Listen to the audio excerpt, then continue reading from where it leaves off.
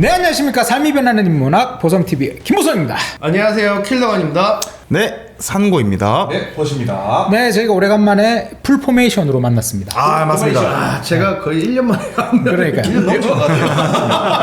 지금 킬더건님도 방송에 참여해야 될 만큼 오늘 좀 급박하게 긴급 상황. 준비한 상황으로. 어제 새벽에 불려왔습니다. 그렇죠.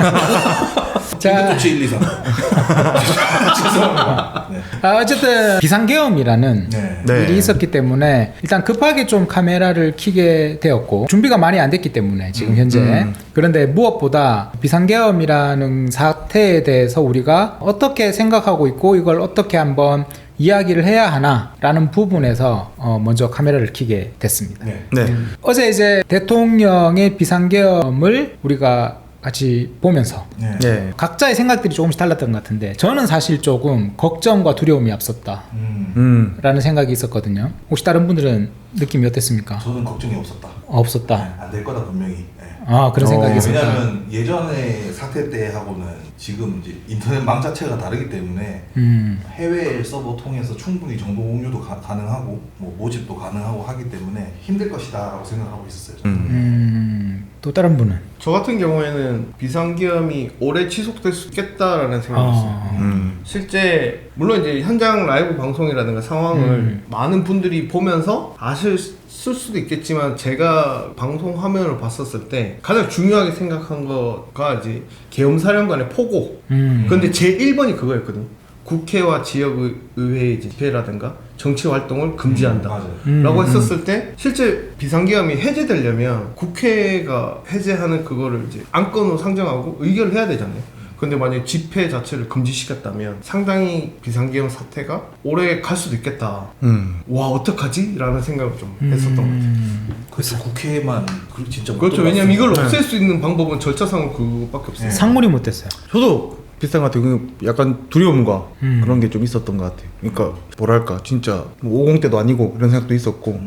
저는 이제 무엇보다 이 비상계엄이라는 걸 우리가 책으로만 배웠다. 그렇죠. 그렇죠. 국사책에서밖에 안 나왔죠. 그렇죠. 실제로 처음 겪어봤죠. 그렇죠. 1980년에 있었던 마지막 81년도에 마지막. 네, 마지막 그 비상계엄을 우리는 책으로 배운 세대이기 때문에 실제로 우리가 체감을 하고 이것이 우리 삶에 당장 어떤 영향과 역할을 하는 것인가에 대한 부분 그리고 비상계엄이라는 게 과연 어떤 의미를 가지고 있는 건가에 대한 부분이 명확하게 있지 않기 때문에 잘 모르는 두려움이 전 좀 컸어요. 모르면 그렇게 되죠. 네. 그렇죠. 뭘 해야 될지 모르니까. 예. 사람이 사실 무지에서 오는 두려움이 있잖아요. 그렇죠. 그렇기 때문에 이 부분이 어떻게 될 것인가에 대한 상황 예측을 하기가 생각보다는 쉽지 않을 수도 있겠다라는 생각도 있었고 그 비상계엄이라는 게 과연 어떻게 일어났던 건가 라는 거에 대해서 우리가 조금 이야기를 한번 해보는 시간을 좀 급하게 한번 가져보면 어떨까 라고. 왜냐하면 이제 많은 지식이 없기 때문에 저희도 심도 있는 이야기는 하지 못하지만 지금 세대에서 일반인으로서 이걸 겪은 사람들의 지금의 우리의 감정, 우리가 바라보는 사태에 대한 어떤 인식 이라는 거를 한번 이야기해보는 시간을 어떻게든 우리 인문학 채널이기 때문에 네. 여기서 한번 이야기를 했으면 좋겠다라는 생각이 들었어요. 그러니까 비상계엄이라는 거에 대한 정확한 어떤 개념과 정의가 있는가라는 것도 한번 묻고 싶어요.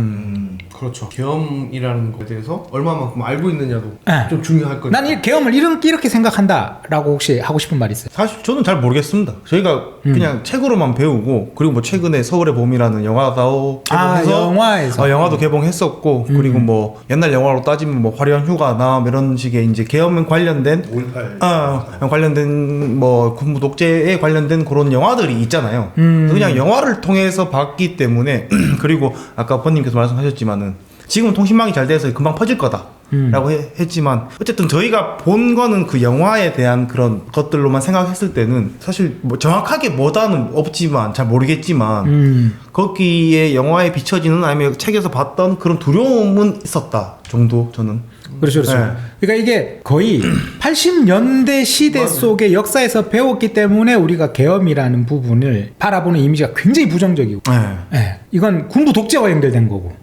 라는 것에 대한 이미지가 굉장히 강렬하기 때문에 우리가 계엄이 뭔지를 한번 정확하게 알면 좋겠다는 생각이 일단 드는데, 우리나라 헌법에 일단 있어요. 헌법 77조를 보면 1항이 대통령은 전시, 전쟁. 그렇죠. 사변 또는 이에 준하는 국가 비상사태에 있어서 병력으로 네. 군대죠.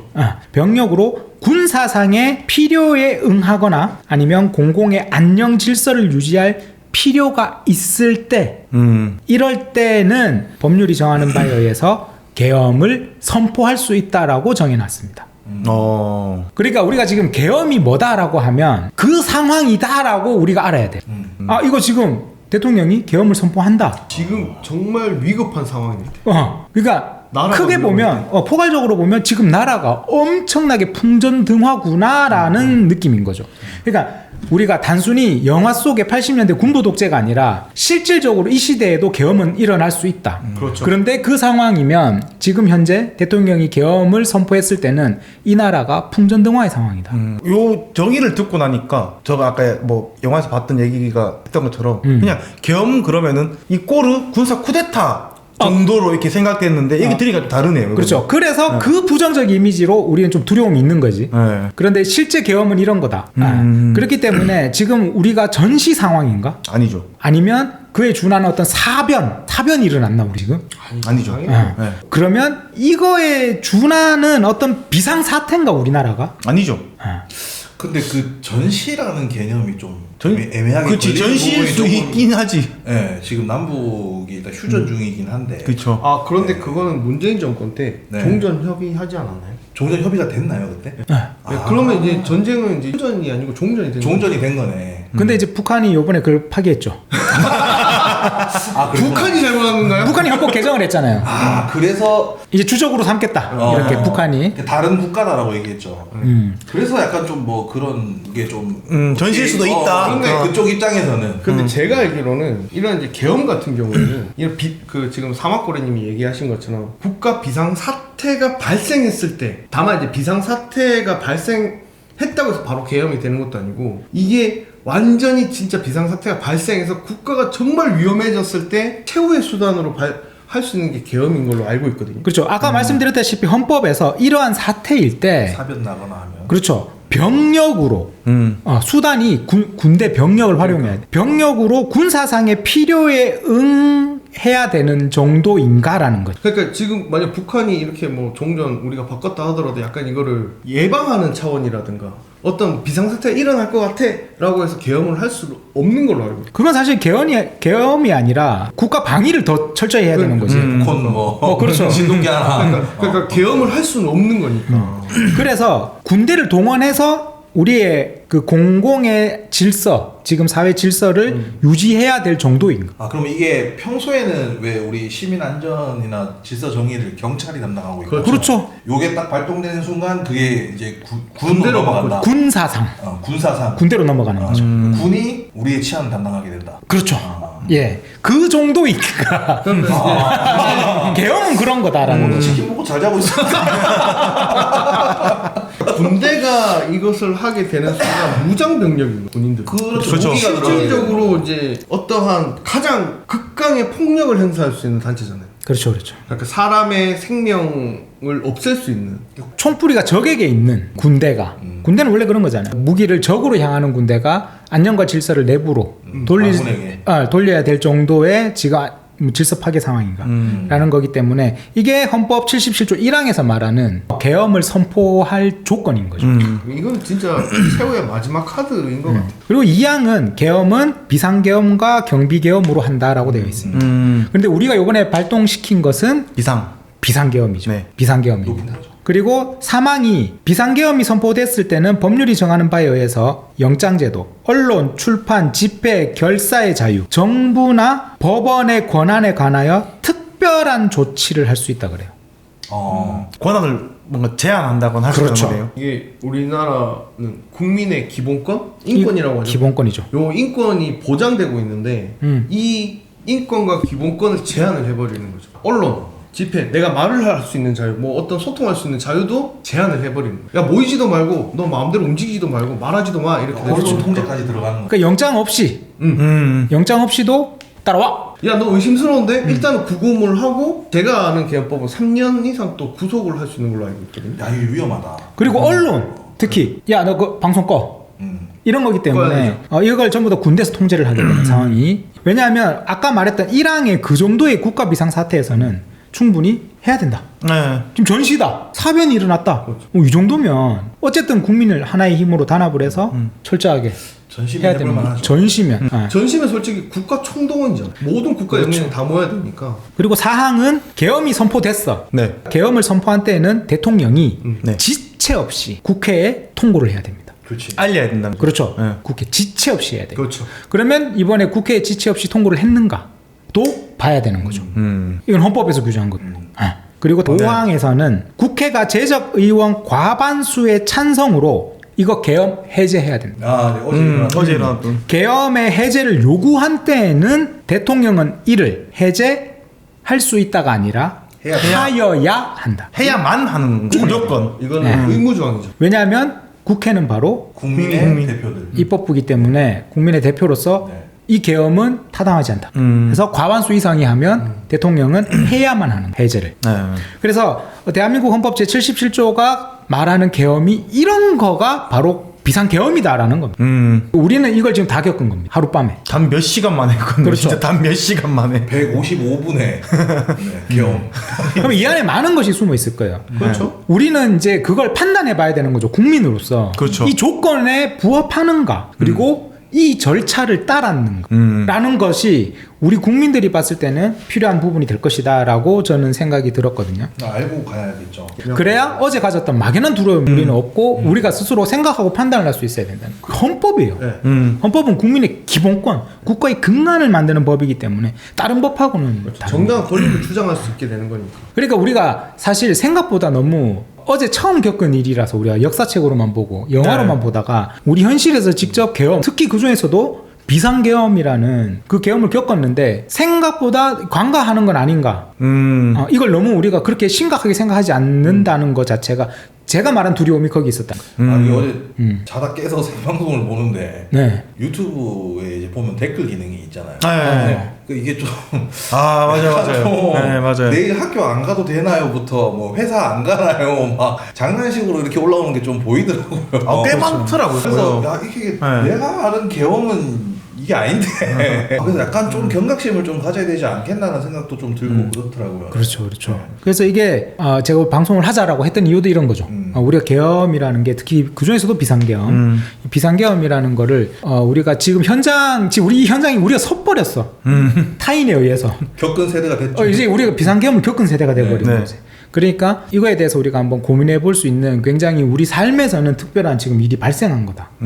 우리 그리고 대한민국에서도 일이 발생한 거다가 되는 거예요. 제가 봤을 때는 전 세계적으로서도 약간 드문 케이스가 아닐까. 드문 케이스겠죠. 왜냐하면 이런 계엄 선포라는 거 자체가 우리나라도 아까 사막거림 얘기하셨듯이 81년도에 이게 가장 최근이잖아요. 아, 그렇죠. 그러니까 43년인가요? 네. 거의 43년 만에 우리도 계엄이 있었던 거고. 근데 저도 약간 궁금해서 그럼 우리나라 말고도 계엄이 다른 나라에는 있었나라고 했더니 전 세계에서 가장 최근이 2014년도 태국이었답니다. 네, 태국에서 군사 쿠데타가 일어나면서 비상계엄이 선포가 됐는데 그게 가장 최근인데 2014년이래요. 우리나라로 치면 10년 전인 거죠. 전 세계적으로. 그렇지, 그렇지. 태국이 원래 왕권 국가 아니었나요? 예, 그런데 지금 군사 정권이 들어가 있죠.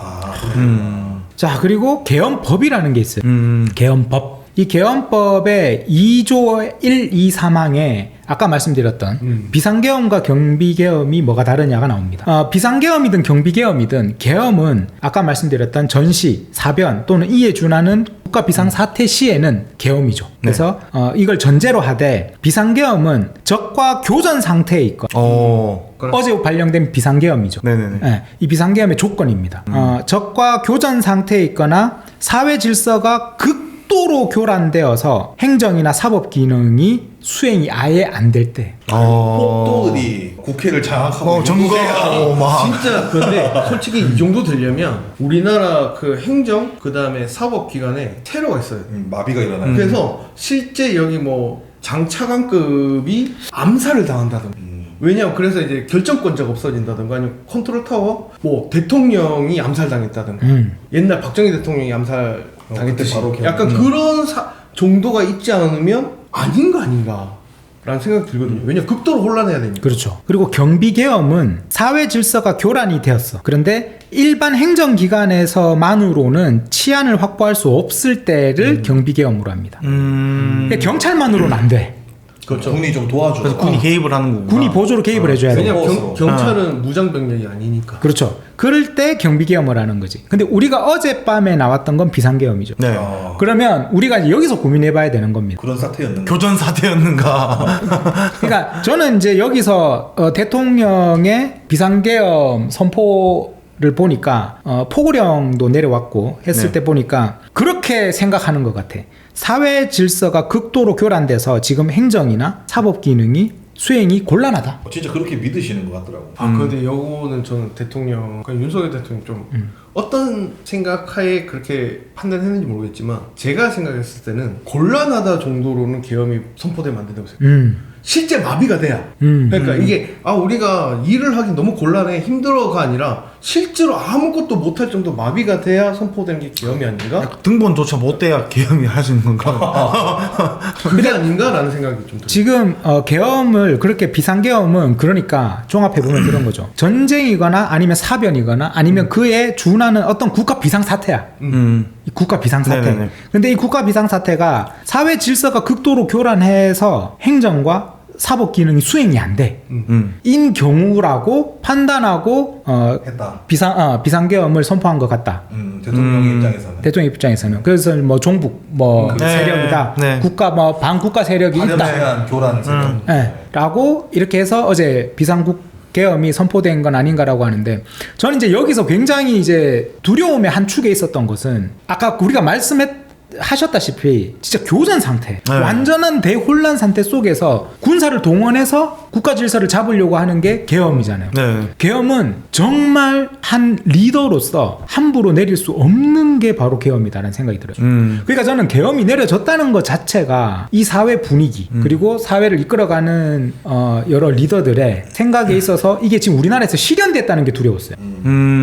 지금 현재 이게 실현이 되었다. 그리고 실제로 계엄군이 그쵸. 국회로 들어가는 네. 모습도 우리가 다 TV 뉴스로 네, 지금 중계로 다 봤고. 그렇죠. 김호준 잡으러도 갔다 하더라고요. 그 유튜버 중에서도 지금 현재 보수 세력이 아닌 유튜버들은 그쵸. 그 방송실을 이렇게 앞에서 대기를 대기를 하고 있고, 군인이 뭐 자택으로 대피하고. 그런 것도 뉴스로 이제 통해서 봤는데 그럼으로 인해서 우리가 바로 체감을 해버린 거죠.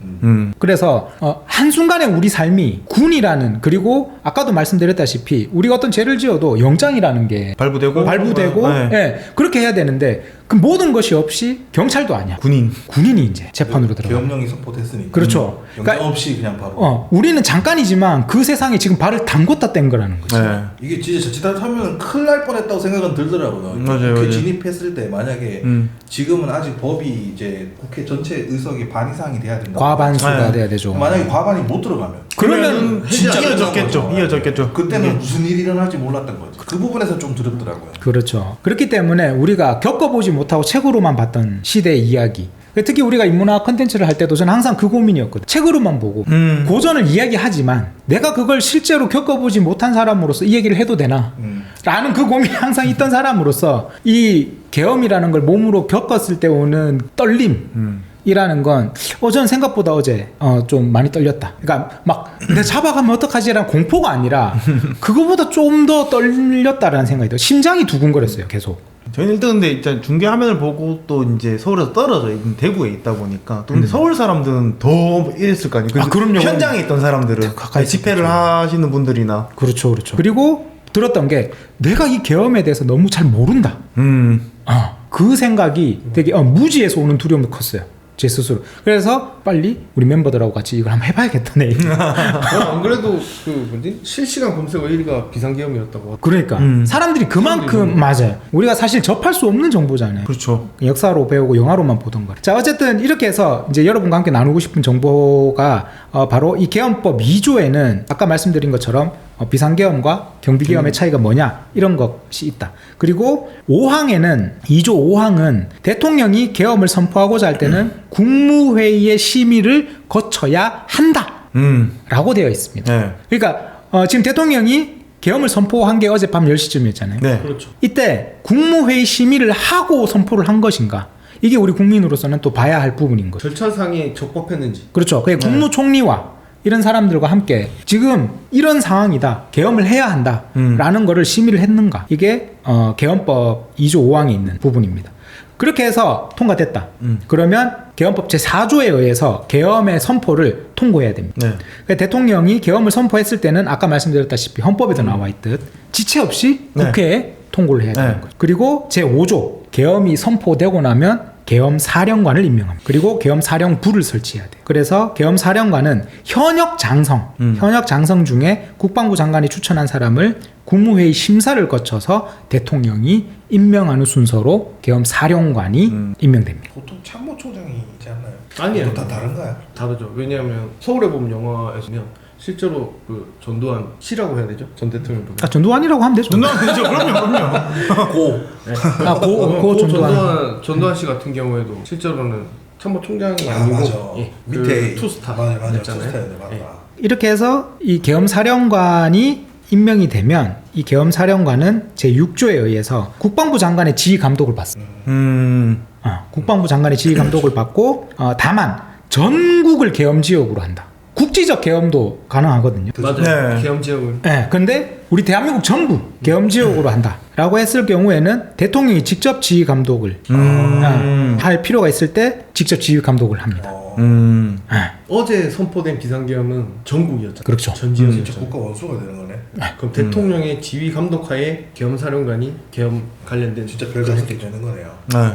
아니 진짜 이거 사실 지금 우리가 이렇게 방송을 할 수 있는 것도 지금 해제가 됐기 때문에 그렇죠. 이거 만약 계속 이어갔으면 다 통제되고 그렇겠죠. 이런 방송 네. 못 하고 또 줄시 검문 이런 것도 맞아. 있어요. 이 카메라 설치된 거 보고 잡으러 올 것 같은데요. 이거 뭐야 이거? 너 뭐 찍는 거야? 4명이 집회? 함부로 모이면 안 그렇죠. 되죠. 그러면 이제 이 7조 우리 계엄법 7조에 의하면 계엄 사령관이 관장하는 사항들이 나옵니다. 계엄 사령관은 과연 그럼 이 계엄 사태 때 임명된 계엄 사령관은 뭘 하느냐? 어제 우리 포고령 봤죠? 네. 첫 번째 1항 비상계엄의 선포와 동시에 계엄 사령관은 계엄 지역의 모든 행정 사무와 사법 사무를 관장합니다. 다 이제 맞는 거지. 자 여기서 사법 사무가 뭡니까? 판결이죠. 재판. 재판을 누가 관장한다? 군. 계엄 사령관. 군이 경사령관이 군인이. 군인이 하는 거죠. 예, 이거 무서운 거죠. 아 이거 군사법이 되는 거죠. 네, 군사법이죠. 그렇습니다. 그러니까 뭐 비상계엄 났대 뭐안 될 거야. 아이고 출근해야 되나? 이게 아니라 이거 진짜 때면 군사재판. 이게 이 상황에 처해 안 되는 거지 진짜 우리가. 무서운 게 부류 뭐 유치장 벌금형이 아니에요. 그냥 즉결- 구속이도 구속. 즉결 처분. 3년 이상 구속. 벌금 이런 것도 아닐 거예요. 영장 발부도 없으니까. 그냥 바로 영장 가는 게. 그 부분 말씀드릴게요. 제 9조입니다. 계엄 사령관의 특별 조치권. 비상계엄 지역에서 계엄 사령관은 군사상 필요할 때 체포, 구금, 압수, 수색, 거주, 이전, 언론, 출판, 집회, 결사 또는 단체 행동에 대하여 특별한 조치를 할 수 있다. 이 경우 계엄 사령관은 그 조치를 미리 공고해야 된다. 다 잡을 수 있네. 어제 계엄 사령관이 그 포고령에도 나오잖아요. 국회, 지역의회, 단체, 집회를 금지한다. 모든 정치적 활동을 금지한다. 그렇죠. 언론 자유 통제한다. 그 다음에 뭐 파업 저 이런 것도 다 기회가 금지한다. 없겠어요. 어떤 거요? 전공의를 꼭 집어서 얘기하더라고요. 파업을 하고 있습니다. 복귀하라고. 파업. 그 약간 이게 좀 뭔가 정치적으로 그걸 꼭 포고령에다가 한 구달을 더 넣어서 해야 되냐. 왜냐면 위에 방금 말씀하신 것처럼 위에가 다 이미 포함된 거잖아요. 네. 집회나 이런 게. 그게 좀 이상하더라고요. 그냥 어떤 단체 정치적 행동을 금지한다 했는데 그걸 꼭 다시 집어서? 이제 네. 전공의들 의사들. 복귀해라. 돌아와라. 18시간 안에. 그게 좀 이상하더라고요. 저는. 왜냐하면 이제 국가의 안녕 질서를 유지하기 위해 군대까지 동원했기 때문에 지금 우리나라 국가에서 의료 파업 문제가 가장 좀 클 수 심각하죠. 있으니 네. 군대를 동원한 이유 중에 하나도 그거를 의료 문제를 해결하는 부분에서 하나의 목적으로 들을 수 있다. 그냥 사회 문제 야기일 수도 있으니까. 군대를 동원해서까지 사회 질서를 잡으려고 하기 때문에. 자 그리고 9조 2항 비상계엄 지역에서 계엄사령관은 법률에 정하는 바에 따라 동원, 징발도 계엄사령관이 할 수 있습니다. 바로 현장에서 필요한 경우에는 군수로 제공할 물품도 조사 등록 그리고 반출 금지까지 시킬 수 있습니다. 가자. 그럼 가야 되네. 징집되는 거네. 그렇죠. 징집이 가능합니다. 근데 전시면 이건 필요하겠다. 진짜 그렇지 전시면 국가 총동원. 자 이게 지금 전시든 전시가 아니든 어쨌든 비상계엄이 일어났으면 할 수 있는 일입니다. 통제할 수 있는. 비상계엄이 일어나면 전시가 돼야 된다고 헌법에. 우리 어제 전시가 아닌데 일어났잖아요. 아까 얘기했다시피 치킨 먹고 자니까. 그래서 그 닭게자가 개엄 죄송합니다. 네네. 보통 일이 아니라고 내가 아까부터 얘기하고 있는데. 신발 당했기 아니 때문에. 너무 어둡길래. 아, 좋아. 그렇게 가자고. 알겠습니다. 이게 그런 거였어. 개엄은 해제됐으니까. 자, 그리고 제9조 사망은 비상계엄 지역에서 계엄사령관은 작전상 부득이한 경우 국민의 재산을 파괴 또는 소각할 수 있다. 야 이거 야 대단하구만. 이게 계엄이 일어났을 때 할 수 있는 것들. 일어나는 이제 계엄사령관이 이제 임명되고 그 계엄사령관이 할 수 있는 일들. 그냥 거의 완벽한 통제네요. 그러니까 우리가 그러니까. 군부 독재 시절. 네. 우리가 역사적으로 군부 독재 시절에 비상계엄이 있었을 때 이 비상계엄을 한 이유가 바로 독재를 위해서. 그리고 아까 계엄법 제11조에 의하면 이제 계엄의 해제가 나옵니다. 계엄의 해제는 제1항에 하면 대통령은 계엄 상황이 평상대로 회복되거나 국회가 계엄의 해제를 요구한 경우 네. 지체 없이 해제해야 계엄을 해제하고 이를 공고해야 된다. 그리고 2항에 대통령이 아까 말했던 제1항에 따라 계엄을 해제할 때 네. 예를 들어서 국회가 해제를 요구했을 때 네. 지체 없이 할 때는 국무회의의 심의를 거쳐야 로 계엄의 해제가 일어납니다. 그러니까 이것이 아까 말씀드린 우리가 비상계엄이 일어나는 조건 그리고 일어나는 절차인 거죠. 우리 법이 정한. 네네네. 그러면 지금 우리가 이 하루 동안 일어난 이 일 속에 이 조건에 부합했는가 그리고 이 법률의 항목에 적법했는가를 따져봐야 되는 게 지금 우리의 상황인 것이다. 그렇죠. 수에서는 참모진도 몰랐다. 뭐 그런 얘기가 좀. 뭐 몰랐다라는. 그 거의 뭐 대통령실 취재자들이 이제 그 안보 관련된 왜냐하면 이제 대통령 비서실에도 여러 가지 이제 자기 담당 업무들이 있을 거잖아요.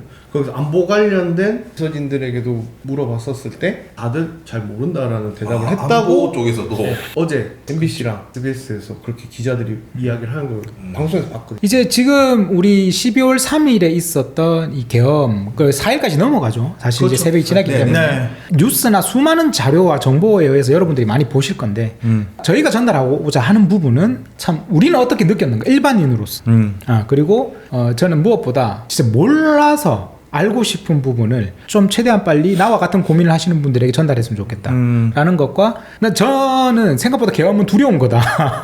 그렇네요. 그러니까. 계엄은 진짜 두려운 거다. 그렇기 때문에 국민들에게 있어서 계엄이라는 건 정말 민감한 거라는 거. 왜냐하면 무섭기 때문에. 진짜 사람들이 자는 시간대쯤 해서 뭐 잠들었던 사람들한테 찰나가 될 수 있는 그 잠깐의 시간이긴 했지만 정말 이거 들어보니까 엄청나게 무서운 저거네요. 그럼 만약에 예를 들어 네. 그 계엄사령관이 와 이거는 도저히 안 된다. 만약에 진짜 무력 사용을 해야 된다. 실탄 사용을 허가하면 유혈 사태가 일어나는 거예요. 그렇죠. 저는 그것도 굉장히 두려웠어요, 사실. 계엄군과 우리 서울 시민들 간의 충돌. 네. 이 충돌이 일어나면 어떡할까? 저는 그게 상당히 두려웠거든요. 만약 우리가 옛날에 뭐 데모 영상이라는 이런 걸 보면 뭐 옛날 정경이라고 하죠. 전투 경찰들이 이제 방패를 하고 이제 시위하는 사람들을 막아서면서 뭐 치료탄 같은 거 뭐 발포하면서 물대포 쏘고 해산시키는 건데 그거하고는 다르니까. 이건 군대라서 만약 계엄군이 발포해 하면 실탄을 쏘는 거예요. 총을 쏘잖아요. 총을 쏘는 거예요. 그러니까 전 그래서 그게 상당히 두려웠고 이 서울의 봄 영화도 사실 뭐 청룡영화제 제가 얼마 전에 봤는데 이번에 그 작품상 대상 받았더라고요. 네. 그러니까 우리나라 국민들이 이미 이제 그 군사 독재라든가 네. 이런 부분에서 그리고 계엄이 발생해서 군대가 우리 국민들의 기본권을 침해하는 부분이 발생했을 때 이건 용납이 안 된다. 민감해지죠. 네. 라는 더 민감한 사항도 우리 국민들은 많이 알게 되었고 네. 그리고 우리 군 내부에서도 그 시대를 거쳐온 우리 현재 민주군대에서 그 정도의 어떤 각성 네. 또 분명히 80년대와는 다를 거다. 그러니까 박정희 전두환 시대 때의 군대하고는 또 다를 거다라는 어떤 또 믿음도 사실은 있었다. 저도. 그 믿음도 있긴 있었다라는 건데 이게 잘못된 명령이라도 군대라는 조직 자체는 일단 성명하고 해야 돼요. 그래서 저는 그게 너무 억울한 거예요. 그러니까 군인을 봤을 때 우리가 군인을 욕할 수 있나? 안 우리 되겠죠. 그러니까. 20대 젊은 그렇죠. 청년들이잖아요. 꽃같은 청년들이랑 그리고 우리나라 같은 경우에 그 귀한 직업 군인들 대우해줘야 된다. 국가를 위해 희생하는 사람들이다. 라고 했던 사람들과 대치를 해야 되는 상황은 사실은 되게 눈물 나는 상황이라는 거예요. 그렇죠. 그렇죠. 네. 다 우리 또 아들들이고 그러니까요. 동생들이고 그리고 친구인데. 우리 친구들이죠. 그렇죠. 우리 후배들이고. 네. 예. 그래서 저는 그 부분이 굉장히 이런 비극을 겪고 싶지 않다. 사실 비극이잖아요. 우리는 6.25를 겪지 않아서 동족 상잔이라는 그 굉장히 가슴 아픈 말을 우리는 잘 체감을 못하지만 네. 어쨌든 이런 비상계엄인 사태에서는 동족 간에 이 어떤 눈물 나는 일이 발생할 수 있다. 나는 그걸 겪고 싶지 않다는 생각이 어제 굉장히 들더라고요. 저도 어제 보는데 그 다들은 뭔 잘못이고 뭐 아무것도 모르고 왔을 것 같고 약간 그런 느낌이 있더라고요. 그러니까 저는 이제 모르겠어요. 하여튼 정치를 하고 판단을 하고 우리를 이끌어가는 어떤 리더, 이 대한민국 최첨단의 이 선진국의 대한민국의 리더들이 국민이라 5천만의 국민의 이 기본권과 우리 삶의 어떤 행복 이걸 위해서 존재해야 하는 이 큰 틀을 잘 지켜주는 그런 존재로서 남아줬으면 좋겠다. 라는 생각이 굉장히 들었고 마음이 좀 컸어요. 그리고 기본적으로 이제 한 가지만 더 얘기를 간편하게 하고 마치면 좋겠는데 네. 비상계엄이 처음으로 일어났을 때는 1948년입니다. 그렇죠. 48년. 우리가 저기 광복이 45년이잖아요. 45년. 그러니까 우리나라 정부 수립이 되고 얼마 안 됐을 때요. 네. 대한민국 국군도 없을 때야. 1948년에 여수 순천 사건에 그때 처음 이승만 정부 때 하고 뭐 제주 4.3 사건도 같은 해. 다 공산당 빨갱이 이런. 이럴 때. 그리고 이제 실제로 전쟁이 네. 1950년에 6.25 전쟁이 일어나면서 이건 전시니까. 그건 위험해야지. 네. 비상계엄 사태였어요. 그리고 뭐 그 안에서 이제 계속 비상계엄 사태죠. 사실 네. 굉장히 많이 있었고 그러다가 4.19 혁명 때, 4.19야. 예, 이제 5.16 군사 정변, 4.19 혁명이 일어남으로 인해서 이제 이승만 정권이 무너지는 거죠. 이때도 비상계엄이 있었지만 이제 5.16 군사 정변이 일어날 때 또 뭐 했다? 계엄 비상계엄을 했다는 거죠. 이제 이때부터가 군사 정권의 시작인 거죠. 군사 정권의 네. 시작이죠. 네. 그리고 10월 유신 정권이죠. 박정희 대통령의 유신 정권을 할 때도 비상계엄이 있었고 그리고 서울의 봄에서 봤다. 1979년부터 81년까지 비상계엄 사태였어요. 그러면서 전두환이 정권을 장악하는. 네. 그러니까 이 역사적으로 이렇게 비상계엄이 계속 많이 열몇 번에 거쳐 있어 왔는데 저는 이렇게 봐요. 5.16 때 비상계엄은 대한민국 전역에 비상계엄령을 선포하고 헌법을 정지시키고 입법, 사법, 행정권을 단독으로 행사했어요. 입법까지. 그때는. 그래서 이제 입법을 못하게 한 거예요. 비상계엄을 하면 행정과 사법, 그렇죠. 행정과 사법으로 하지 입법은 입법은 못 건드려. 건들 수가 없어요. 네. 그래서 국회를 건들면 안 되는 거예요. 그렇지. 근데 왜 어제 국회로 진압을 했을까? 이게 참. 국민들이 판단해야 됩니다.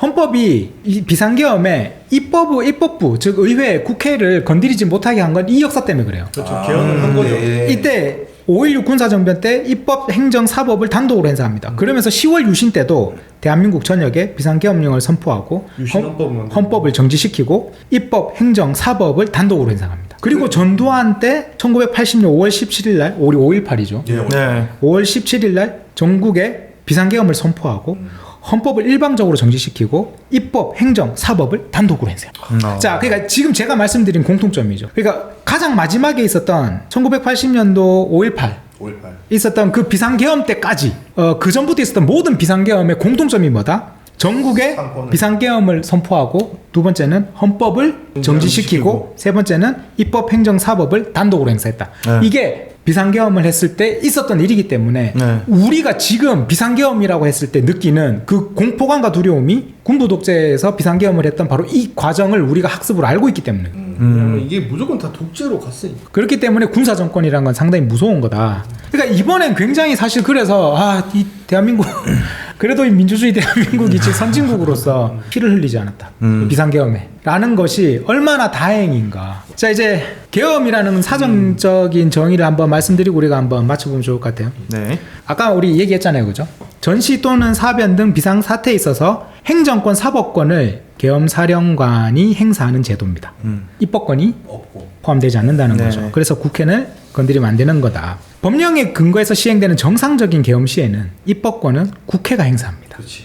예. 그렇죠. 이건 우리가 아까 말씀드렸다시피 우리 역사 속에서 네. 배운 거죠. 배운 거죠. 네. 배운 거죠. 입법, 사법, 행정 세 개를 다 가져가서 헌법을 정지시킴으로 인해서 발생했던 게 뭐였다? 독재였다. 독재. 예, 그렇기 때문에 계엄사령관은 행정과 사법권을 개입하는 겁니다. 그렇죠. 만약 예를 들어서 입법권까지 행사를 할 수 있으면 국회가 비상계엄 해제 요구 의결을 한다 그거 아무 그거 없는 거지. 그러면 대통령이 10년 동안 비상계엄 해제 안 하면 이어지는 거예요 계속. 왜냐 헌법이라든가 이런 게 다 정지됐기 때문에 임기 끝났다고 해서 내가 내려올 이유가 없는 거죠. 왜냐 계속 국가 비상사태니까 못 바꾸거든요 그때. 우리가 지금 대한민국이라는 나라는 국민이 선출한 대표가 문민 통제를 하는 거잖아요. 그렇죠. 우리가 뽑았고 이 사람은 우리를 어떻게 통제하는가? 문민으로 한다는 거죠. 그런데 군사 병력으로 국민을 다스리거나 통제하는 위치가 된다라는 거는 사실 굉장히 위험한 일이기도 하기 때문에 아까 말했다시피 그 조건을 철저하게 따져야 된다는 거죠.